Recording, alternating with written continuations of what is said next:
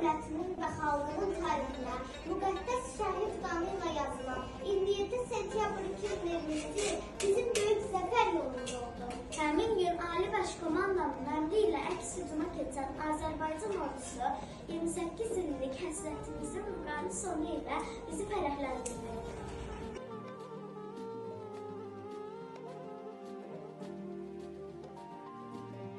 Azərbaycan Respublikasının prezidenti Cənab İlham Əliyevin xalqa etdiyi müraciətin hər bir fikri bir şüara çevrilərək hər kəsin dilinin əzbəri olmuşdur.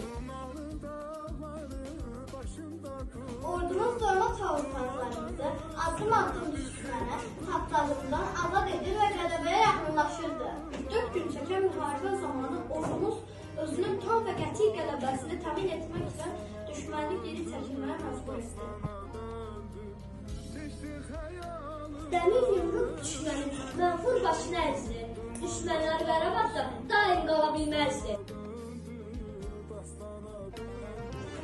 Noyabrın 8-də 28 illik həsrətdən sonra Azərbaycan xalqı üçün böyük əhəmiyyət kəsb edən və rəmzi məna daşıyan Şuşa şəhəri işğaldan azad edilmişdir. Qarabağın tarihi olan Şuşa şəhərinin azad edilməsi dünya hərb tarixində düşəcək unikal hərbi əməliyyatlardan olmuşdur.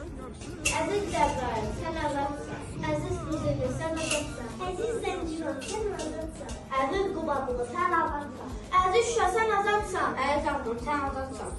Əziz Kəlbəcə, azad olundu. Əziz Nasır, sən azadsan. 44 günlük müharibədə tarixi qələbə. 8 noyabr zəfər günü.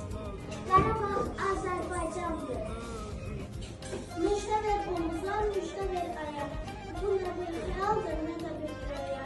Eşitsin kainat, eşitsin dünya.